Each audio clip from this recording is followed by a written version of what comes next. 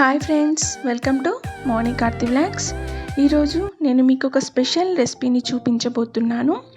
ఇది పుల్లగా కారంగా నోరూరిస్తుంది. ఇది మనం ఎక్కువగా ఫెస్టివల్స్ అప్పుడు చేసుకుంటూ ఉంటాము. దేవునికి స్పెషల్గా ప్రసాదంగా కూడా చేసి పెడతాము. ఇప్పటికే మీకు అర్థమై ఉంటుంది, అదేనండి చింతపండు పులిహోర. ఈ చింతపండు పులిహోరను ఇష్టపడని వారు అస్సలు ఉండరు. నాకైతే చాలా ఇష్టం. ఇప్పుడు ఈ చింతపండు పులిహోరను ఇంకా పులిహోరకు కావలసిన చింతపండు పేస్టును ఎలా ప్రిపేర్ చేసుకోవాలో మనం ఈ వీడియోలో నేర్చుకుందాం. ఇక లేట్ చేయకుండా మనం ఈ వీడియోని స్టార్ట్ చేసేద్దాం. ముందుగా ఒక కప్పు చింతపండుని తీసుకొని 2 టైమ్స్ వాష్ చేసుకున్నాక ఒక గ్లాస్ వాటర్ పోసి ఒక హాఫ్ అన్ అవర్ నానబెట్టుకోవాలి. చూసారా, చింతపండు బాగా నానిపోయిందండి. ఇప్పుడు ఈ చింతపండును బాగా కలుపుకొని గుజ్జుని సపరేట్ చేసుకోవాలి. నేను వీడియోలో చూపిస్తున్న విధంగా గుజ్జుని తీసుకొని పక్కన పెట్టుకోవాలి.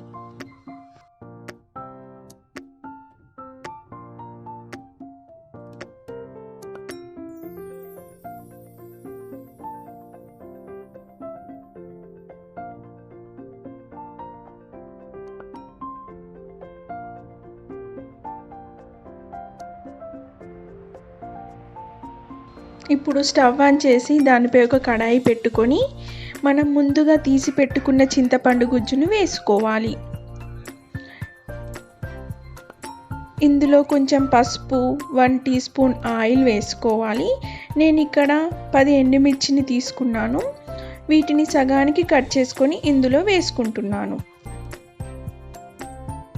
అలాగే కొంచెం కరివేపాకును కూడా వేసుకొని బాగా ఉడికించుకోవాలి. ఈ చింతపండు గుజ్జు అనేది బాగా దగ్గరికి వచ్చే వరకు ఉడికించుకోవాలి. పులుసు బాగా మరిగేటప్పుడు ఇందులో 1 టేబుల్ స్పూన్ మిరియాల పొడి, నేను ఇక్కడ మిరియాలను తీసుకొని క్రష్ చేసి వేసుకుంటున్నాను. అలాగే నేను ఇక్కడ 1/2 టీ స్పూన్ మెంతుల పౌడర్ కూడా వేసుకున్నాను. మిరియాలని వేసుకుంటే తినేటప్పుడు కొంచెం ఇబ్బందిగా ఉంటుంది.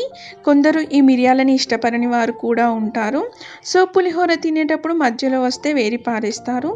సో మనం ఇలా మిరియాలను క్రష్ చేసి వేసుకుంటే వేరి పారేయాల్సిన అవసరం ఉండదు. చివరగా ఇందులో 1 టీ స్పూన్ సాల్ట్ వేసి మరో 10 నిమిషాల పాటు బాగా ఉడికించుకోవాలి. ఇందులో మిరియాల పొడి, మెంతుల పొడి వేసుకోవడం వల్ల పులిహోరకి చాలా టేస్ట్ వస్తుంది.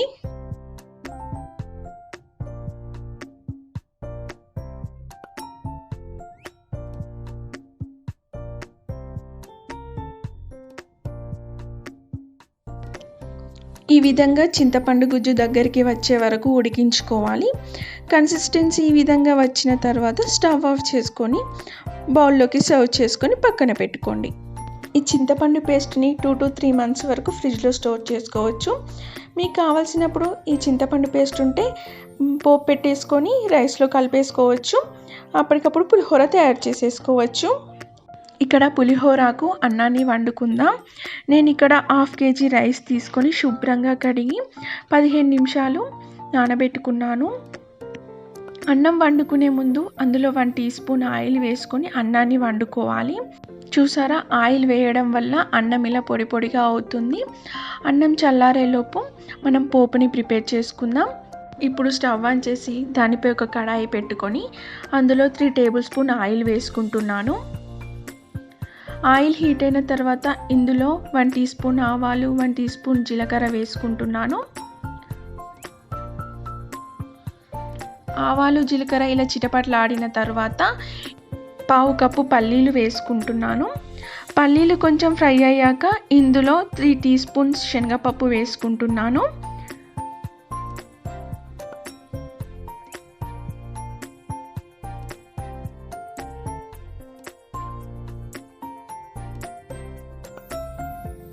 శనగపప్పు కూడా ఫ్రై అయ్యాక 3 ఎండుమిర్చిని తుంచి వేసుకున్నాను. అలాగే కొంచెం కరివేపాకు వేసుకొని ఫ్రై చేసుకోవాలి.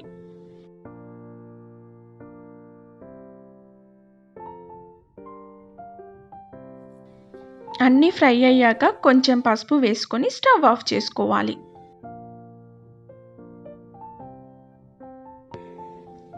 రైస్ చల్లారిన తర్వాత చింతపండు పేస్ట్ని తీసుకుంటూ కొద్దిగా వేసుకుంటూ అన్నంలో కలుపుకోవాలి.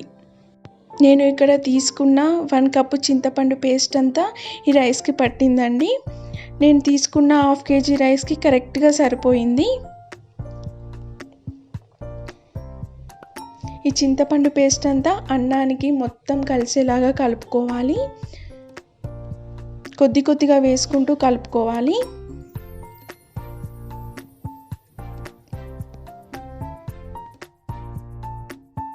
చింతపండు పేస్ట్ అంతా అన్నానికి కలుపుకున్న తర్వాత పోపును ఇందులో వేసి కలుపుకోవాలి.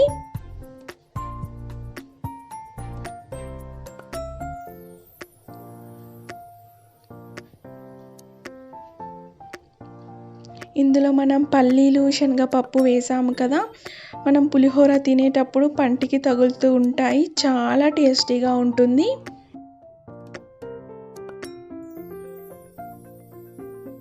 పోపు అంతా కలుపుకున్న తర్వాత చివరగా సాల్ట్ వేసి కలుపుకోవాలి.